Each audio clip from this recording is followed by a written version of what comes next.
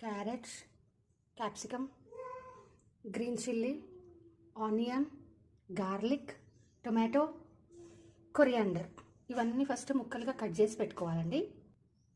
ఇవన్నీ చపాతీలు, left over చపాతీలు. సో వీటిని ఎప్పుడు మిగిలిపోయిన చపాతీలు తినకుండా వీటిని వెరైటీగా ఏమైనా ట్రై చేద్దాం అనిపించి వీటిని నూడిల్స్ లాగా అయితే నేను కట్ చేశాను. దీన్ని చపాతీ నూడిల్స్ అయితే నేను చేయబోతున్నాను. ప్రాసెస్కి వెళ్దాం రండి. బాండి పెట్టి వేడెక్కాక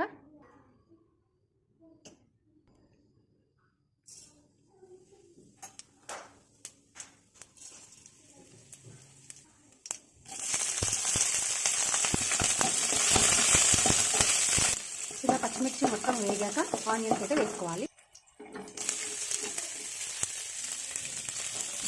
ఆనియన్స్ కూడా ఒక 1 మినిట్ పాజ్ చేసేసి ఇప్పుడు కొంచెం గార్లిక్ వేసుకోవాలి. ఈ గార్లిక్ని కూడా కొంచెం ఫ్రై చేయాలి. ఈ గార్లిక్ ఫ్రై అయిపోతే కొంచెం వాసన వస్తుంది. తర్వాత ఒక్కొక్కటిగా వెజిటేబుల్ యాడ్ చేయాలి. ఫస్ట్ క్యారెట్స్, క్యాప్సికమ్, టొమాటో ఇవన్నీ ముందుగా తరిగి పెట్టుకొని ఇవన్నీ ఒక్కొక్కటిగా వేసేసి అన్నీ కలుపుకోవాలి. కొంచెం కారం, సరిపడిన ఉప్పు, కొంచెం గరం మసాలా. ఇది ఆప్షనల్ అండి, కావాలంటే వేసుకోవచ్చు లేదంటే లేదు. అన్నీ వేసాక మంచిగా కలిపి మూత పెట్టి ఒక 5 మినిట్స్ అయితే ఉడికించాలి. కొంచెం ఫ్రై అయ్యాక ఇందులో కొంచెం పెప్పర్ పొడి అండి. ఈ చలికాలం ఈ మిరియాల పొడి తినడం వల్ల జలుబు, దగ్గు ఇలాంటివి రాకుండా ఉంటాయి. సో మనం ఇంట్లో హెల్దీగా మిగిలిపోయిన వాటితో కూడా ఎంతో మంచి రెసిపీ అయితే తయారు చేసుకోవచ్చు. ఇలా మొత్తం ఉడికాక ఈ చపాతీ నూడిల్స్ తీసుకొని వీటన్నిటిని ఇందులో అయితే వేయాలి.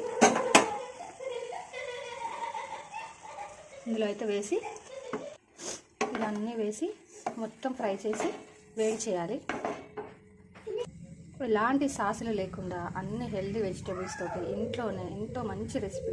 ఇది మొత్తం వేడెక్కాక చివరిగా పైన అయితే ఇలా కొత్తిమీర అయితే చల్లుకోవాలి. నేనైతే కాడలు కూడా వేస్తానండి. కాడలు కూడా ఎంతో హెల్త్ బెనిఫిట్స్ అయితే ఉంటాయి. సో ఇలా మొత్తం వేసేసి చివరిగా ఒకసారి అయితే కలపాలి.